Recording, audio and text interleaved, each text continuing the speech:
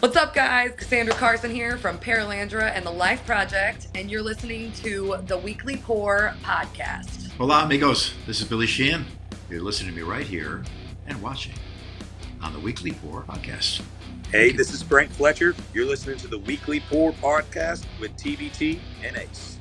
Hey guys, this is John Karabi from, just about every band but ABBA, and you are listening to the Weekly Pour. Turn it up. I'm Logan, right? Yes. That's how all right, I'll go now. What's up, everybody? It's Logan from All the Pretty Things, and you're listening to TBT and Ace on the Weekly Pour podcast. Hey guys, it's Leva Leone, and you're listening to the Weekly Pour. Great metalheads, crazy music, because we all bleed metal. Ciao. My name's Reggie, and you are listening to the Weekly Pour podcast. Thanks so much for joining the most amazing twosome out there. Welcome to the Weekly Pour podcast. Here are your hosts, TBT and Ace.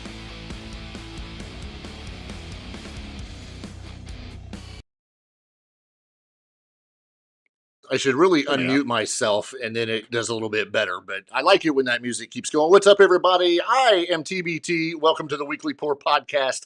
That guy way over there to your right is Ace. And joining us this evening is country recording artist Mark Mackay. Mark, welcome to the show. Yo, ready to party with you guys. Thanks for having me. Absolutely. Ace is already jumping in. I can see him better. Well, it's because he moved his off, hat. Oh, okay. He was so shadowy. See, you just all of it. All right. Let me do a proper introduction for you, Mark, because we got to do this right. Mark is a rock and roll heart, country roots, and spellbinding songcraft. Recording and performing artist Mark Mackay has left his boot prints on stages like Nashville's famed Ryman Auditorium and Colorado's Red Rocks Amphitheater. As a headliner, a festival act, or highlighting bills across the country with an array of performers, including Tim McGraw, Blake Shelton, Eli Young Band, plus rockers like REO Speedwagon, Night Ranger, and 38 Special. Mark Mackay captivates audiences with fretboard mastery and memorable hooks. I kind of like that, fretboard mastery. Debuting with his full-length Trials and Tribulations, Mark introduced his vital blend of country and West Coast rock. EP's Long Wild Road and Leaving California, augmented by regular single releases, established his guitar-driven signature of hard-hitting choruses with soulful echoes of Bakersfield and Laurel Canyon. Again, welcome to Mr. Mark Mackay. Woo! I almost said guys, so fun there. You know, it's funny. I don't get to hear that biography in its entirety very often, and not to just immediately run off the topic here, but there was an entertainment writer in Los Angeles that wrote that, and I always liked the guy. And one day somebody said, we need to update the bio, and I said, let's just see if he has time to do it, because he's a pretty big writer out there, you know, a guy by the name of Dan Kimpel. And I told him he has this clever way of weaving stuff together that it's just, you know, it's cool when someone's that talented of a freaking biography writer. And I always hear that stuff, fretboard mastery and the crossroads of country and rock, and I go, only that guy could do that. Yeah, because I would have said he's pretty good at guitar and crossing the road with country music. It just wouldn't have been the same. It sets the bar pretty high, though. You know, fretboard mastery sets the bar pretty high. I mean, I know. Well, hopefully we live up to it live every night, you know. But thanks for having me, you guys. Good to be with you. Absolutely, we're thrilled to have you.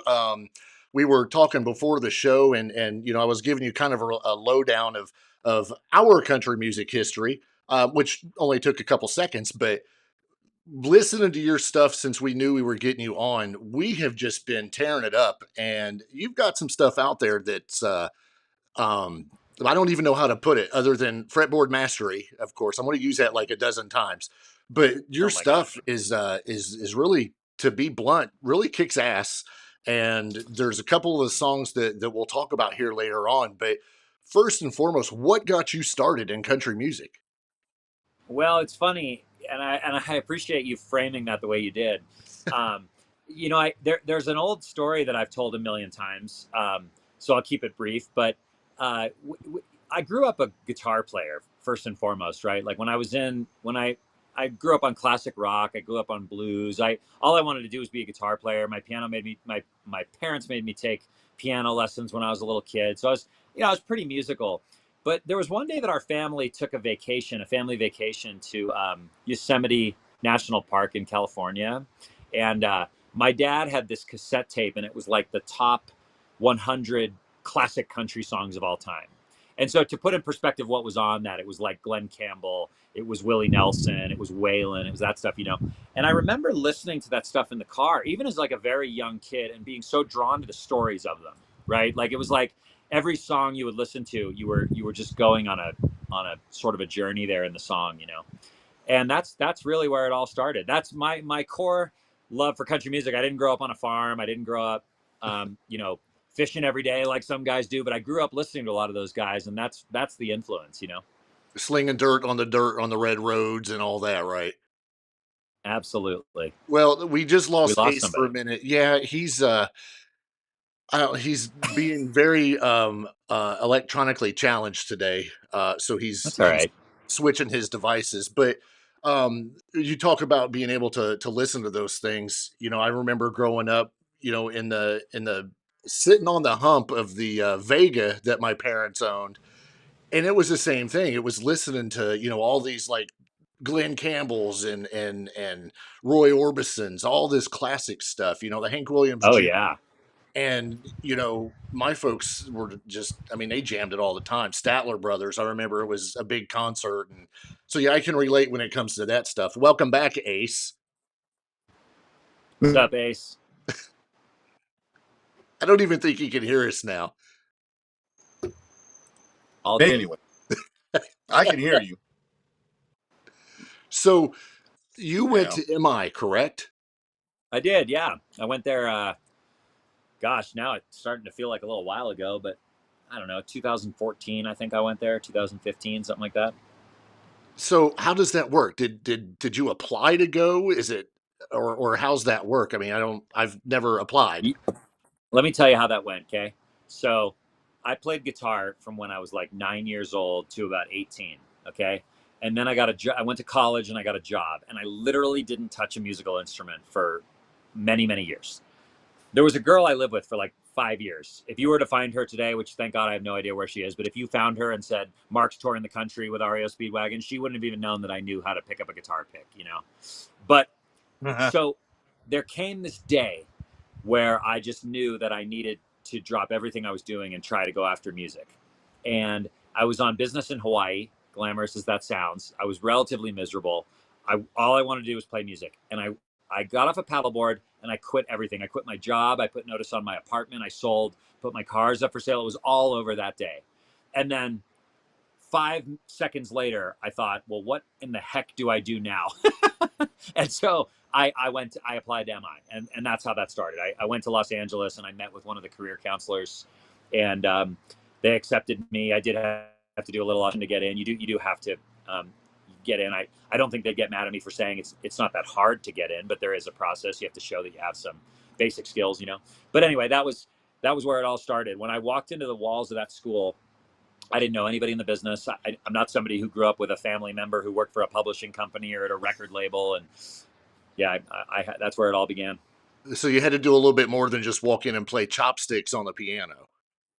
Man, I walked in and like they play such a mind game with you. Like they're like, okay, like let's see you play us something, and you just shred as hard as you can, thinking that they're going like, oh wow, we found the next freaking Satriani here, And then they go, cool. In the key of B flat, can you play us just a major scale, but maybe hit the flat third? And then you're just like, damn you. That's about the time I would have got up and just walked out and said, thanks for having me. Might as well have. But I got through, luckily. And then I learned how to play all those scales while I was in school. And then I'll tell you another fun fact. Jeff Marshall, who was my guitar teacher in music school, is now our guitarist on the road. No kidding. Oh, wow. Yeah. Yeah, he's spectacular. Ace, I'm waiting for you to jump in now that you're back. I am back. I missed all the musical influences. I was hoping that I could have caught up on that, but obviously, you mentioned Bakersfield in the intro. Yes. Yep. And I have all my equipment shut off now, so I can save the Wi-Fi for this. But what was that song, TBT, you and I were talking about that you liked that sounded like Orbison? I've got Time Will Tell. Yes, Love time will that tell. song. And when I was listening to it, I was hearing just there's some Roy Orbison in that, which I Yeah. thought was very impressive and such a good song. Yeah, thanks, man. So Time Will Tell is my favorite song I've ever recorded. Ace, were you going to say something? I didn't mean to cut you off there. Well, just real quick, I wanted to touch on that Bakersfield thing. He's hearing Orbison, which I do too, but are you intentionally doing a little bit of Buck Owens in there, a little phrasing that sounds like Buck Owens? Man, it's crazy. I, to be totally transparent, I don't really do anything intentional, and I think that's kind of the beauty of it. You know, one of the things I've loved is like with all my songs, I just sort of do what I do, and to be honest with you, I sort of do whatever I'm doing at that moment in life because those what you're doing at that time does change. That particular record was very heavily influenced by what I was listening to during our lockdown, which was a deep dive into a lot of that classic country stuff and a lot of the Jeff Lynne records that obviously that's Roy Orbison all over. You know, that's Roy Orbison. So yeah, you guys both hit that right on the head. That's exactly what that is. I can't say that was, overly intentional, but that was the program. Well, it definitely worked. That's for sure. Right. It's a well done piece. Yeah, thanks. What I was gonna say about Time Will Tell is it was written in my kitchen during the pandemic. It was recorded in my living room during the pandemic. We thought that it was strong enough that we should probably put it out. So we took the parts I had recorded in my apartment at the time in Nashville, and then we went into a studio and added some other parts to it. And I just thought I had a masterpiece. It is to this day my favorite song I've ever been a part of, right? And I wrote it with my buddy Greg Barnhill. And then what's crazy about it is we were about to sign a deal, and that was going to be the lead-off song on the deal. And right as the deal was about to happen, we got put on tour with REO Speedwagon. So here I am driving across the country to start the REO Speedwagon tour, to play Time Will Tell in front of 10,000 people every night for the first time ever. All it's ever been done is played in a live stream or in my house, right? And sign a record deal that we thought was going to change our lives. One day before the REO Speedwagon tour, the record deal falls through, and the label decides that they don't want to move forward with the country artist, and it all ended with 24 hours notice. So I pull up to that first REO Speedwagon show, and I'm like, everything I was expecting to be done at that point is done. We let the record release. So it never got any promotion. It never got any lead time. It never got, once the deal was going to be signed, we were going to take it down, and then we were going to go through the 2 months of getting ready to release it and go on TV and go on radio. Did nothing. It just appeared one day. And then I walked out to these fans and played it and just said, here's my new song. Hope you like it. And it's managed to get wings on its own just because it's cool. So it's my favorite song to play live. We never don't do that in the show, just for the record. Well, it's a good story too, especially when unexpected as that record deal falling through. Well, I mean, it definitely doesn't need to be re-recorded or anything like that because it's a awesome track on its own. We've got a chat room that we've got set up with our YouTube with this broadcast, and I'm going to tell the chat right now to make sure they go check it out. We've already linked another song on it, which is Summer Slowdown. Another freaking classic, I think. Yeah. That's another badass song. I'm just going to say it all. Everything's a badass song. That song should be big. That's a hooky song. That should be very big. Yeah. I thought that from the minute I heard it. That's one of the few songs that I've put out that I didn't write. That was written by Jeffrey Steele and Neil Thrasher, who are both monsters at their craft. And it's just one of those works of art. There is a little bit of a story to it. Keith Urban had it on hold for a little bit, and some other guys, had it on hold for a little bit, but I eventually got my hands on it. We did something with it, and it is just every bit of it. The minute we come in live, just with the guitar, you don't even have to sing a word yet. You just go dun dun dun dun dun, dun, and you can just see everybody's getting their phones out. It's pretty funny. Yeah, for sure. So we keep going back to this whole guitar thing. Who are your guitar influences? What do you listen to now that keeps keeps the juices flowing on that whole guitar front? There's really 3 guys that have influenced. I'll say there's 4 guys that have really influenced my guitar playing, and those guys have people who have influenced them. But Mark Knopfler is one of them. Oh wow! And Mark Knopfler's one of them. I know this is going to sound crazy to use his name next, but John Mayer is one of them.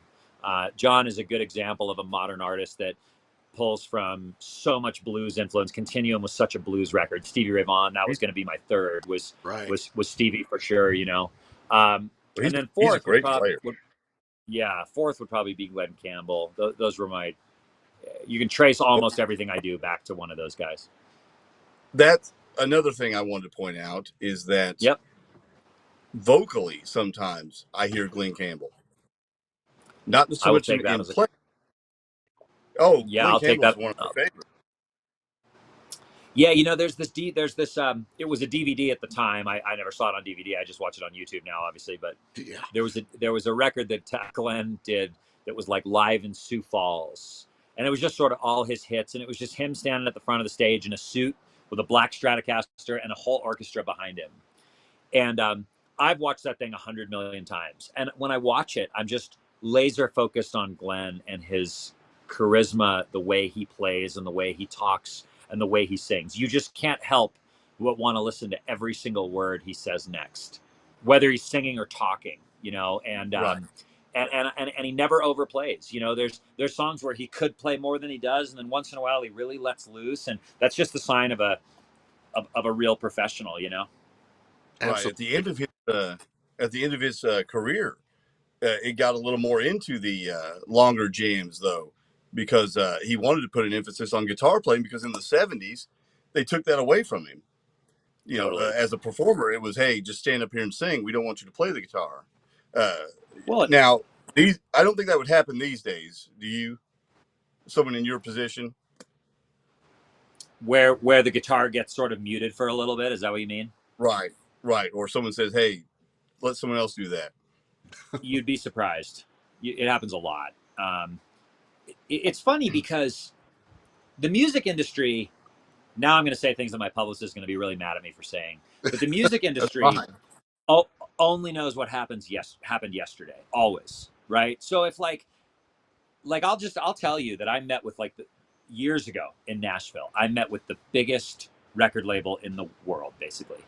And I'll just leave it at that. And the top guy who was in charge of A&R at that record label sat down, looked at my touring acumen. I sat there and said, sir, I've played 700 shows around the United States. I booked them all myself. I got 5 guys around the country. And let me show you how I play guitar. And here's some of my songs that I've recorded, and we recorded them in the best studios. What do you think? You have any interest in signing me? You know what he said? He said, well, you seem like you work hard, man, but the male guitar player thing is just a thing of the past. So to answer your question, that's one guy's really dumb opinion. Okay. But there's a lot of artists that are more impressionable than I am with stuff like that, who would walk out of a meeting like that and go, you know, man, I think I need to just put the guitar down and I need to just sing. I had a manager one time who said, you shouldn't play the guitar. You should just walk around, you know, when you have the mic in your hand and you can point at people and talk to people, it's more engaging. And I'm going, you're fundamentally missing the point of what I do as an artist, dude. I get that there's guys that can do that, you know, but it happens all the time. Right. Well, and it's unbelievable that it would, because part of your charm and your charisma as a stage presence is the fact that you can engage with people, not only on a vocal level, but on an instrumental level, where you can play off notes that you're hearing from the other guitar players. You can feed into the crowd, you know. I think as an artist, I wouldn't want to put down my instrument at all. Well, I think so to tie back to something you just mentioned when you were talking about influences, this is where my love for John Mayer comes in so much, right? Like, who is John Mayer? He's like a heartthrob, young, like when he broke, he just was like an acoustic guitar player that sang these terrible bubblegum rock songs. Your Body is a Wonderland is nonsense, right? But it broke him at radio. That's one of Ace's favorites. I love it. It's all great. Anyway. But then you fast forward to when he really gets to be the artist that he is, and look who's up there with him. I mean, he's standing there at the front of the stage holding a Strat, and he's got Pino Palladino on the bass, and he's got Aaron Sterling on the drums. I mean, these are like the best musicians in the business, right? And it doesn't take anything away from what John does. It doesn't distract from it at all. It just and I saw when he went on his last tour, he was talking about how he's taking Steve Ferroni from Tom Petty on the drums, and somebody said, "What can anyone expect from this show?" And my answer there is the same thing you can expect from our show, which is it's musicianship on octane 15.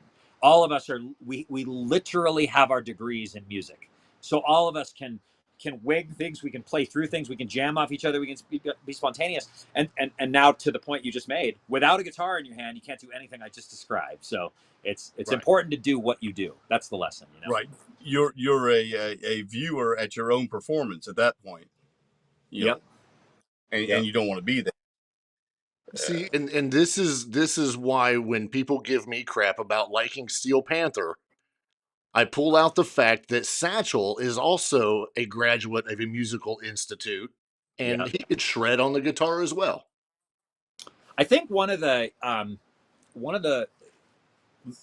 gnarliest things about commercial music is that if you are an extremely educated person and an amazing lyricist and have a worldly perspective on things, and you can constantly come up with interesting things to say, and you're a trained guitar player, and you got your degree in music, to find something that works, that makes you as big as Steel Panther, you just have to take it down one notch below. And that's not, I don't mean that in any degrading way or whatever, right? But Sure. it's like, you'd be shocked with a lot of these guys that are big international superstars. They just know the difference in making something a hit and commercial and relatable to the masses versus doing something that's just a little bit too weird.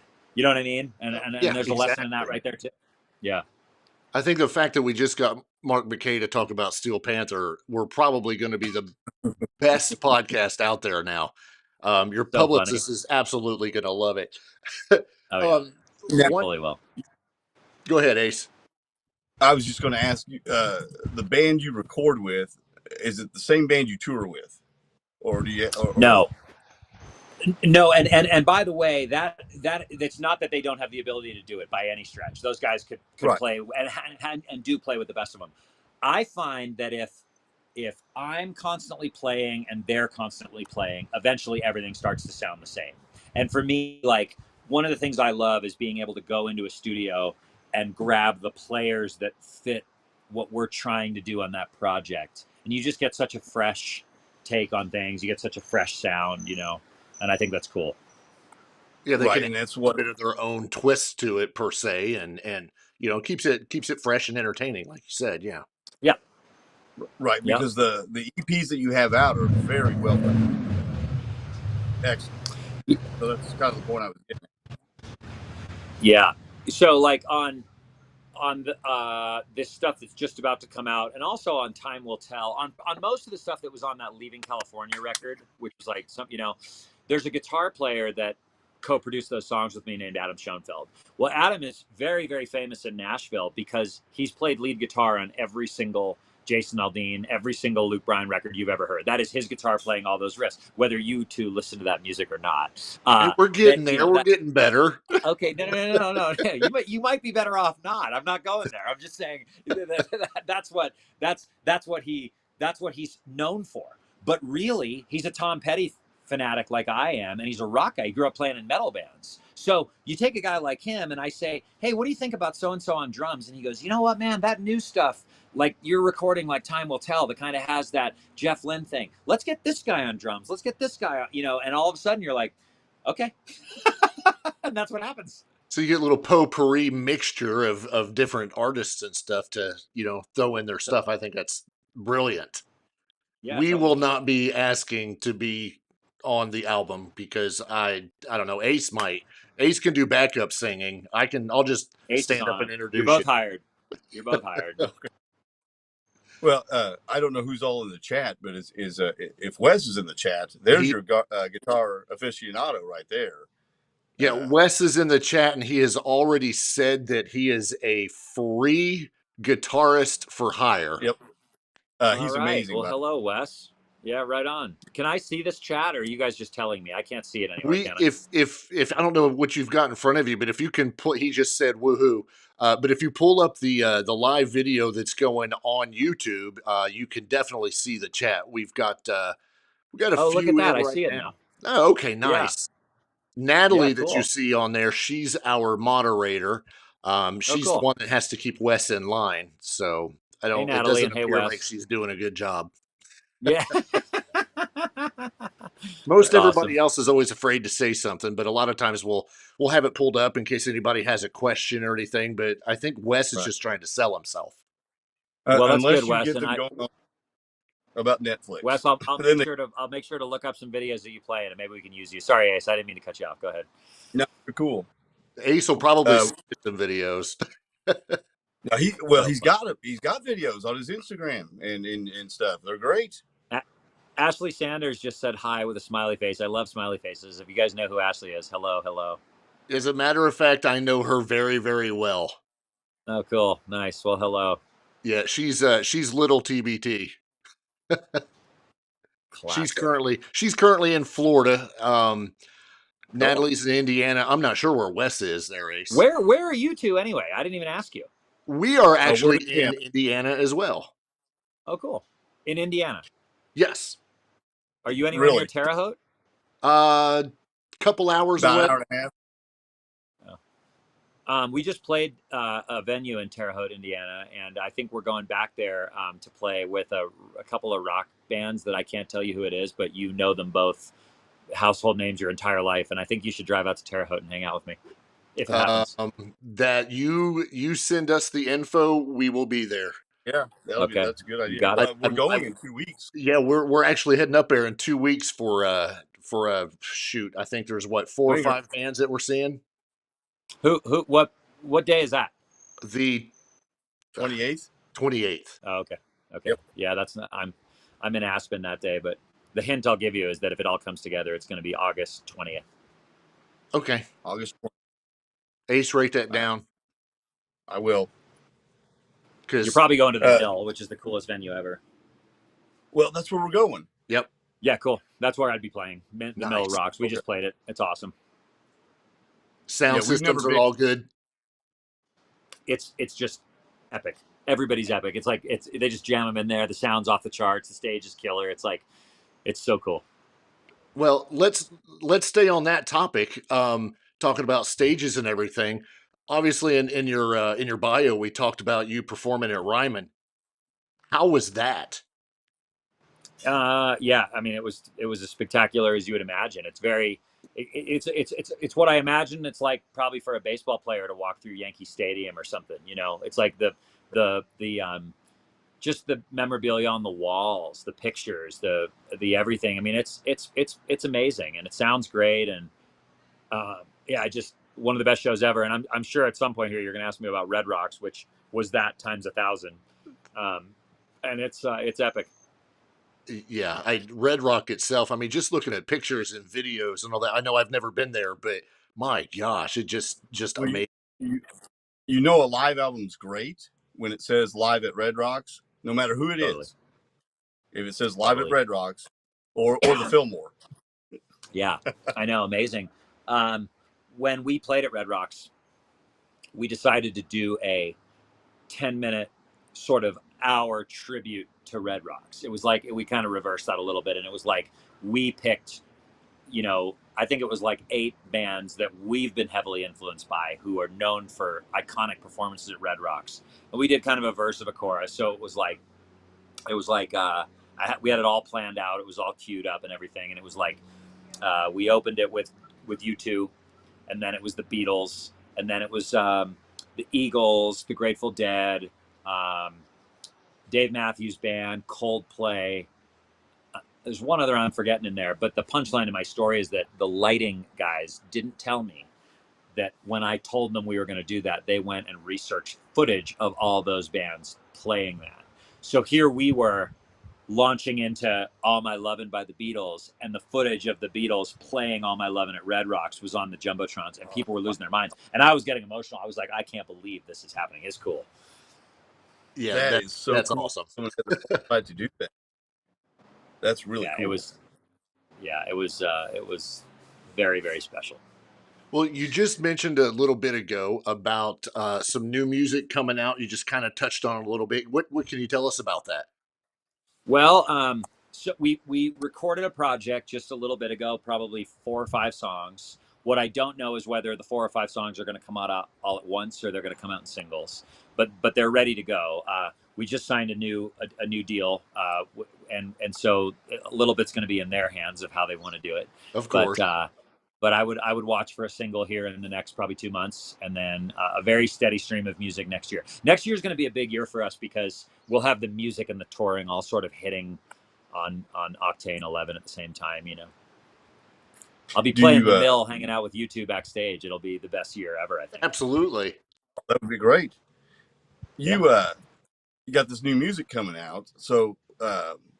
Is it going to be similar in this similar vein that you've already done, or are you doing something a little different, or how's it going to sound? No, as a matter of fact, if you're a fan of Time Will Tell, you will love what the new music sounds like. So I think one of the things, and I'm not afraid to admit it, I think one of the things you do as sort of an independent artist, when you have the freedom to do it, is you try lots of things. You're kind of an idiot if you don't try lots of things, you know, because you never know what's going to hit. I grew up in California. Most of my music career started in Southern California. I'm so heavily influenced by everything that happened in Laurel Canyon, like Jackson Browne and the Eagles and Petty and all that stuff. Traveling Wilburys my favorite band ever, you know. And so with this project, we went in and unapologetically said, we're gonna just do what we do. We don't care if it doesn't follow a formula that worked yesterday, as I said before. That sounds great. And you've been touching on all this stuff, and I probably didn't hear it because I was out trying to get my connection. But when TBT and I were discussing your tracks today and the day before, he mentioned Tom Petty, he mentioned Roy Orbison, I mentioned the Eagles, Jackson Browne. I even said James Taylor at one point because there's some folksy stuff in there. All of the things you're naming are all the things we picked up on. I don't think that's a bad thing. No. I appreciate. I certainly hope not. You know, when I was at MI, there was one day that we were playing the Allman Brothers for a workshop, and Stuart, one of the he's the guitarist in War, was one of the guys there that day that was like analyzing our performances and everything, you know. And he came up to me and he said, "Dude, you're playing the parts all wrong on Ramblin' Man." You know, and I went, "What are you talking about, dude? I played it 1,000 times." And he was showing me the part that Dwayne and those guys played and Greg played on the song. And then he was showing me what I was playing. And he said, "Everything you play like a damn Petty song." And it was like, and what I thought to myself was, I'm really not trying here, right? So when I pick up a guitar and I start strumming, unfortunately, those strum patterns just come out like Orbison or like Petty, like Jackson Browne, whatever. So it doesn't. I always love when people find the influence. I'm being transparent, and then it's not in an attempt to try to sound exactly like them. It's just what the hell I sound like when I pick up a guitar. Sure, right? Because you know that's the things you listen to growing up, and the things you're used to playing. And it's what you like. One of the things I've noticed in country music, and we've talked about country music and these types of things extensively in this podcast, but all of these influences that you're talking about, as well as the country influences, and TBT and I are older. I feel like the same. I feel like the audience that may have went to a rock show in '85 or even in '90 might end up at a country show in 2023. And, you know, I think that's what they're searching for, is because there's a lot more guitar in it now. Keith Urban draws a lot of people in, Jason Aldean, Brad Paisley. A lot of Brad Paisley's opening for metal bands. Do you feel like you see a lot of older people there that are looking for something to connect to? Yeah, I mean, I think our band stands for sort of exactly what all those bands were like back in the day, in the sense of on their way up, right? Our band's not trying to break with a TikTok hit. We're not trying to break with a gimmick. We're not trying to break with like we won a reality show. I mean, we just played in bars in Los Angeles and got fired from half of them until we were good enough that we could play in casinos, that we were good enough to go start playing on bigger stages. And I'm fairly certain if you go grab Motley Crue, they'll tell you the same story. You know what I mean? That's all they did. And so I think that when your whole deal is about a live show, and you know how to sort of engage with those crowds and shred on your guitar a little bit and tell a few stories and just be good live. I feel like that's a reminder to all those people of what that was like, seeing all those bands you just rattled off, and so yeah, I do think that there's a lot of folks like that. I think it's refreshing when people, like, we're going out on tour with Night Ranger here on a couple of dates. I feel like those people are very refreshed that there's a band just a couple generations behind that still loves that kind of music and loves those guys, and the last thing I'll say on it is I was just on a show with a huge top 10 country artist, household name country artist. I won't say his name, but when we were playing, he was warming up. He had just finished his sound check and he was throwing a frisbee around with his buddies. We sound checked with Handle with Care by the Traveling Wilburys. Every single person who was going to be at that gig was going to be the cutest 22-year-old girl you've ever seen in your entire life. And he came up to me and he said, please tell me you're going to play that song tonight. Man, that's one of the greatest songs of all time. And there we were. I got video of it. There we were playing Handle with Care to 22-year-old girls just dancing their brains off. It's just, it's you know what I'm saying? It's just, you just go out and you just do it. Well, and that's another audience that comes to and is attracted to that, the country type of music are teenage girls and girls in their 20s. There's tons of them that go to these shows. Totally. And they're also listening to whatever pop thing is out too. Whatever's it's on so TikTok. eclectic, right? It's a TikTok song, as my daughter said. Yep. But I find the audience mixture just fascinating, because you might see people like TBT and I there, our age, and then you might see their kids, and they all love it. It was funny. Like when we went out and did, I don't know if it was the REO dates we did with REO Speedwagon, which if you can't tell, I keep saying those guys' names. I just love them. I think they're like one of the greatest bands, and they're so good live. You finished, and we'll get to that in a second.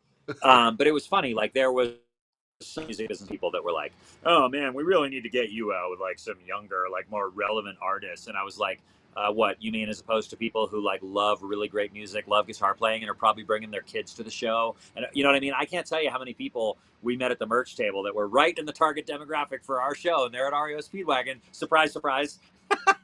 Exactly. Right. Exactly. And REO was one of my favorite bands, has been since I was in high school. I think Gary Richrath is the most underrated guitar player of all time. I don't know how well you know Gary Richrath, but he's amazing. How do you get booked to be on an REO Speedwagon tour if you're a country act, especially one that's coming out? So, okay, the technical answer to your question is that we were booked by a great agency, and they fight for us in every opportunity they can. The second part of that answer is that we try to not think about genres anymore. I actually, to be honest with you, if you look at my Instagram, or if I am ever talking, I rarely call us a country act. We are so right in the middle of country and rock that I just try, if you say you're country, then it makes rock people go like, oh, he's lame. And then if you say you're rock, it makes country people go, oh, he plays his guitar all night long. You know what I mean? So it's like you have to find the happy medium there. But I'll tell you something. We played this show in Effingham, Illinois with REO, and we got this standing ovation at the end of the show. And I think it was the best response we've gotten at a show in forever. And after the show, I went into Kevin's dressing room and I was talking to him. And I said, I don't sort of claim this, and I certainly don't really want to admit it out loud, but tonight, in front of your crowd, that was the best response that we've ever gotten, ever, as a band. In front of any act we've ever played, and don't take it the wrong way, but we've played in front of 3 times as many people as we did tonight. And Kevin said, oh, no, I know, but that's because the REO crowd likes good songs. He said, you could have gone out there tonight and you could have had a cowboy hat on and played something very traditional country with a banjo. And if they're good songs, the REO crowd will embrace you. And that's straight from the singer's mouth. And he's totally right. Yeah, I agree. Yeah, you just totally made Ace's night, because I'm surprised he didn't just fall off of his chair there. But yeah, let me see if I actually have a picture. I have a picture from the standing ovation at REO. Let me show it to you. You ready? I'm going to pull it up. I'm going to put it on the screen. You'll be able to see it because it's really clear. If for those that are listening to this, I'll trust us. It'll be a good picture. Oh yeah, that's right. I forget that we're mostly. That's all right. Everybody that's watching will love it. Okay, here we go. You ready? And good grief! Oh wow! Let me get it centered. There we go. That's a lot of people. really into what you're doing right there. How Well, does that make you feel they're as an really into artist? They're really into REO Speedwagon. That's why they buy tickets and they come out. We're very honored that we get to share the stage. We love how well those guys took care of us. But more than anything, what Kevin said there is correct. I mean, those people, they freaking love good music. That's, at the end of the day, that's all I care about, you know? What is that feeling for you? I mean, obviously you went back and talked to him about it, but that reaction from the crowd, obviously it means you did something good. But what's it mean to Mark? I mean, what is that for you? You know, also something I don't like to admit out loud, but I don't know that I ever actually take a minute to process that. You know, I think that I do a lot of reflecting back on pictures and videos months later, going, God, that was cool. But like in the moment, I just feel like there's so much riding on everything you do. And any artist, any up and coming artist that doesn't admit this is lying to your face. It's not, it's just like, you know, we can't afford to make catastrophic mistakes in our career, whether that's a performance thing or a strategy move. You know, you get one shot at this, you burn a bridge, you don't get the shot again, period, you know? And so there's just so much. It's almost like the other day when I signed our first record deal, or when everyone stands up and gives me a standing ovation at REO Speedwagon. I just think to myself, like, okay, cool, we did that. All right, that was good job, team. What's next? You know, and I really think I should do a better job of thinking, well, what does this mean? You know, that's all it means. We just keep moving. Well, at least you're you're still staying humble about it. And you're like, hey, it's almost like it's kind of like a cross between I don't want to say that's what I expect as in like an egotistical way, but you're like, cool, you know, what's next? What are we doing now? I might, go backstage and get a sandwich or something.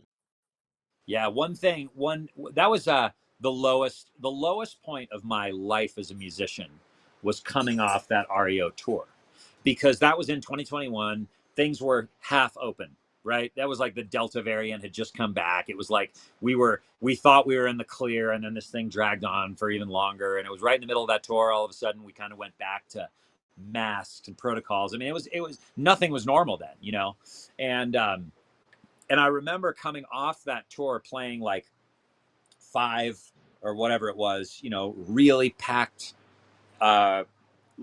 large amphitheaters with them, and everybody cheering and screaming, tens of thousands of them. And I remember we came off, we had nothing else on the calendar, you know, and I remember calling at the time somebody who was helping me a little bit and saying, hey man, how do we parlay this thing? You know, we just had 5 great shows. You should see these photos, you know, check this out, you know, and he just said, you know, well, sorry, I just have mosquitoes eating me alive. I just went mountain biking in Colorado. That's why. But, you know, and he just said, well, you know, that's because those people are there to see REO Speedwagon, not you. So just, you know, you just got to get better. You got to keep going. And I remember thinking, like, what a like insulting thing to say to me. And also just for how hard we just worked to get that done. How sad that there's no pot of gold at the end of the rainbow. I mean, like, to the point I was just making, all those shows were just little checks on the box to move on to whatever happens next, which didn't happen for 4 more months. You know what I mean? You'd think when I started playing music, if somebody told me that I was going to go out with REO Speedwagon and play to thousands and thousands of people that loved us, I would have thought I was already completely off to the races. I would have guessed I drove a Ferrari home from the venue that night. You know what I mean? Oh yeah. Right. Anyway, what would be the purpose of telling you that? You know, why would someone want to be negative? Is that to be negative, or is that to keep you humble, or what? You know, it's tough. I think, as you know, you guys have only known me for 46 minutes, but I'm somebody that you can always shoot dead straight about stuff, you know? And I think at the end of the day, as hard as this is for me to say, that's the truth, right? At the end of the day, we got put on an REO Speedwagon tour, and that was really nice that they gave us the shot. That was really nice that somebody did it. And those weren't every night. That wasn't 6,000, 8,000 people that came to see us. I'm glad we delivered, but they were people that came to see REO Speedwagon. So at some point, you just have to accept that's cool and everything. What are you going to do with that? How many of those people followed you on social media? How many of those people are listening to your music now? How are you going to engage with them and go back and see them, right? Because you could just go home that night and think, I'm the best ever. We just played to 7,000 screaming people. But you know what I mean? So Exactly. that is the sad reality of it, is that's somebody just shooting me straight. That's just another check on the box of continuing on the journey, you know? So anyway. Right. Well, at least that many fans, though, might know who you are or remember that it was really, really good, and you at least entertained them. Yeah, I mean, there's some don't satisfaction in that. 100%. And don't what in everything I'm telling you here. That's which this is always. I always save these kind of conversations for podcasts because they're not always the most fun things to talk about. But the don't confuse me in that. Obviously, there's a ton of upside in doing that. Oh, right? sure. It's just and I get all those things you just said. I appreciate it. I just the lesson in it is that the music industry, you kind of always feel like you're just so close, and what you realize is you just climbed another mountain that dropped you back down, and now you got another mountain you got to climb back up, and that's just as the way Kevin would say, you got to keep pushing on. I knew you Dude, would that was get that in unbelievable. there. That was unbelievable. Right. So what? I could say we're just riding the storm out, but I'd hate to be that guy. Anyway, go ahead. Yeah. Okay. I'm not even gonna try. Yeah. So what? What can someone who's going to one of your shows? What can they expect from you when they see you on stage? I think that they can expect, like I was mentioning earlier, they can expect top notch musicianship. A lot of engagement, a lot of guitar solos, and just a lot of fun. I mean, I have a lot of fun performing. So we always want the crowd to have as much fun out there as we do on stage. We strive for that every night. I know what I saw in some stuff I watched was a lot of energy. Oh, cool, man. Well, I'm glad. Yeah, especially from you, I saw a lot of energy. I agree. Yeah, and I mean, I have to jump in and let you know that Wes said good job to you, Ace, and then he jumped in and said if you don't keep pushing on, you take it on the run. So Wes oh had to get my his in God. there. Oh, it's I pretty don't know. solid, Wes. I Yeah. can't fight this feeling. Oh, Jesus. Oh my God. We've managed to hit the whole. I got one. Yeah, we've hit the whole greatest hits record. Gosh.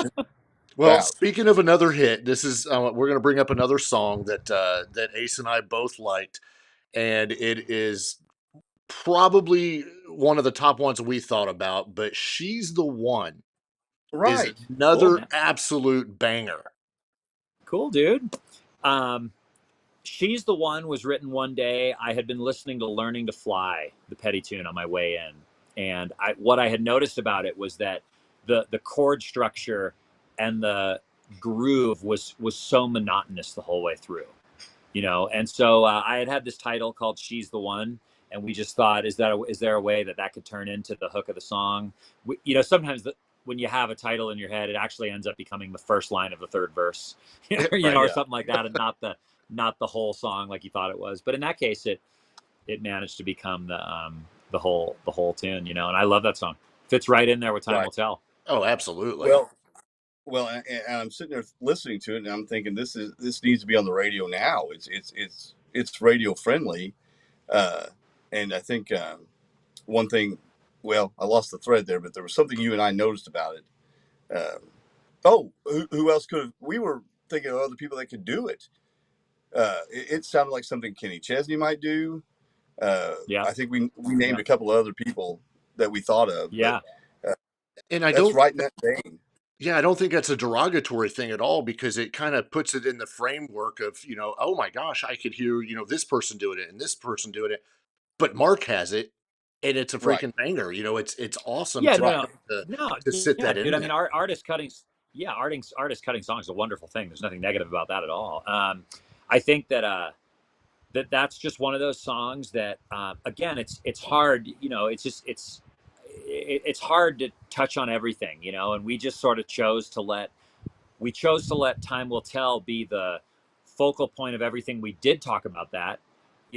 Whereas if I could go back and do it again, I might have released that entire record in singles because I think each one of those songs stands for something. You'd be shocked how hard it is these days to get someone to go, "Oh, that's a good song. I should listen to the whole record."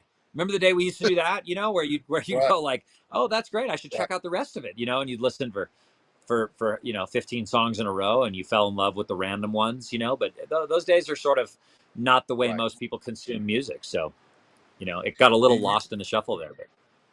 You mentioned a couple times about releasing singles. Do you feel like that's starting to become a trend, whereas maybe we're not putting out a record, or a whole record, but we've got a song here and a song there. And if we can get something either on country radio or we can get it on Spotify where it's moving up on Spotify, do you feel like it's leaning that way a little more? Because there's so much cost in putting out a record. I think everything's singles at this point. I think you're fighting against it if you don't do it in singles. And it's funny, like when I put out that Leaving California record that had all those songs you're talking about, you could, in the process of Spotify talking to you about your record, Apple talking to you about your record, talking to your publicist about your record, talking to your manager about your record, they want to know what's the single or what's the focus track. They're not, it's one thing if you're Morgan Wallen, or it's one thing if you're REO Speedwagon, that person probably still listens to the record, or Dire Straits or something. But as a newer artist today, it's about the promotion is centered around the single. So you're almost a little bit not smart to do it in singles, because if I put out 4 singles, I get 4 times a year that I get to come on and talk to you guys about it. I get 4 times a year I get to play it on TV. I get, you know what I mean? You put it out, I promise you there's one song that people are going to really engage with, and the rest of them are going to fall to the wayside. And that's just the way the consumer works, Right. The way rock records are being promoted at the moment is a single comes out, they announce that there's a record coming, but it's 4 months down the road. And now, you might have another single, but the build-up's gone, because once you come on, say, a podcast like ours, you talk about that first single, you talk about the record upcoming, and maybe a tour. Well, by the time the record comes out, everyone's forgotten. They've forgotten it. Sure.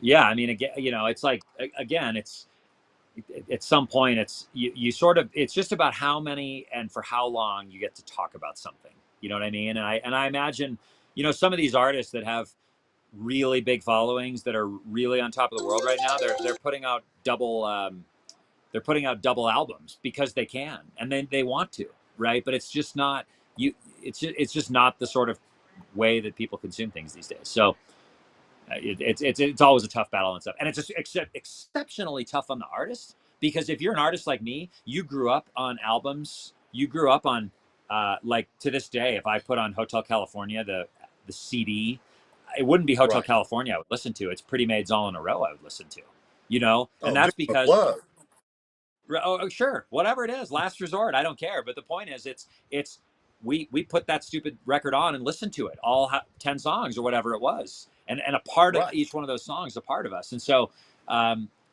we want it to be that way. I want people, when I put out the Leaving California record with those 4 songs, I put them in a specific order. I wanted them to listen a certain way. I wanted people to be driving in the car and go, let's listen to Mark's new EP, but they just don't do it.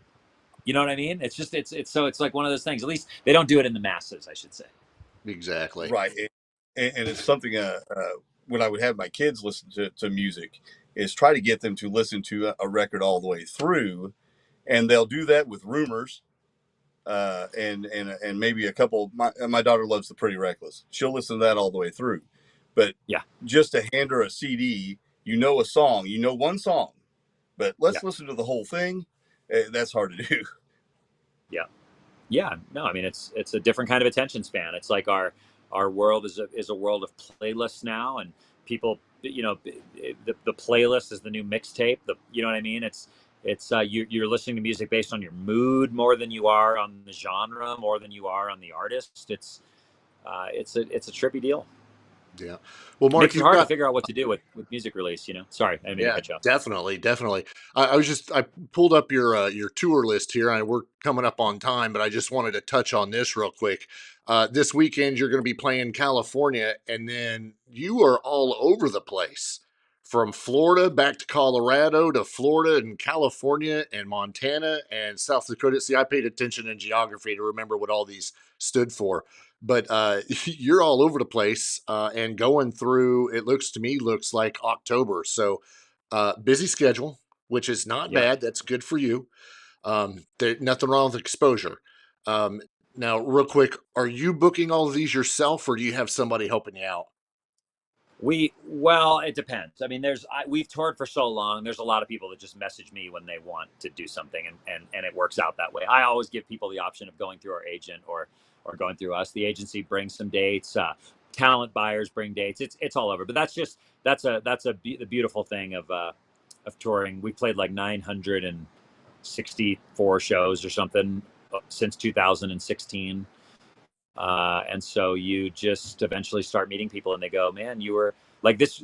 I got a call last Thursday. They wanted us to play a fair in the middle of North Dakota. And I took it because it was a friend of mine's band that had a issue come up. They had to cancel. I flew the whole band into Minneapolis. We drove 7 hours. We played the North Dakota gig. We drove 7 hours back to Minneapolis, and I flew here. Well, when I was leaving that gig, he said, we'd really like to have you back next year. Can we do it? We picked a date. And on the way home, I happened to be talking to another talent buyer who said, I'd really like to get you on the Fargo fair next year, which is the same weekend. So as much of a hassle as that was, next year, we're going to be playing 2 great shows the same weekend. That's really how this all spirals together, you know? Sounds good to me. Listen, you're in Colorado. You're in Colorado. You got a place out there? Or are you visiting or what? No, I'm just visiting. We're in Winter Park today, and I just came up with some friends to go mountain biking. I'm flying tomorrow. Yeah, you got a show this weekend, and it's kind of a long walk to California. Yeah, no kidding. I love Ashley's comment. Dad taught me well to listen to entire albums. That's this guy. Yeah, see, at least one of us got it right. You know, at least one of us did. So fun. Yeah. So funny. Well, listen, Mark, we want to thank you for jumping on with us today. I know we're coming up on our time. We don't want to keep you any longer, but thank you for coming out and joining us. It's been a blast. Man. We, of course, have to thank our couple sponsors, Kathy, who finally did jump into the chat. Kathy is with Music Core Records. And, of course, we have Jason from Bad Company Barbecue. Don't forget to check them both out. Links are in our bios on all of our social medias. If you want to check out more with Mark, be sure to look at our YouTube channel. Go to the page, and we have basically linked everything that he has for social media. So get on there, like his stuff, get his music, listen to it, be on the lookout for the new stuff. And, of course, with this extensive tour, go see him. And if you want, whoever's out there in our area, join us August 20th when we go somewhere to see him with somebody. I'll fill you in later. Okay, yeah, we're going to do that. Mark, we're going to ask you to stay on as we finish up real quick. But thanks for everybody for joining on the chat. Don't forget to smash that like button, hit subscribe, all that fun stuff, and do the same thing with Mark's stuff. And maybe Ace won't fall out next time, but probably. Yeah, maybe. Good hanging with you guys. Yeah. All right, we'll be back next Wednesday. Tuesday's not working, so we're doing Wednesday next week and the week after. So we'll see you then. Until then, see ya.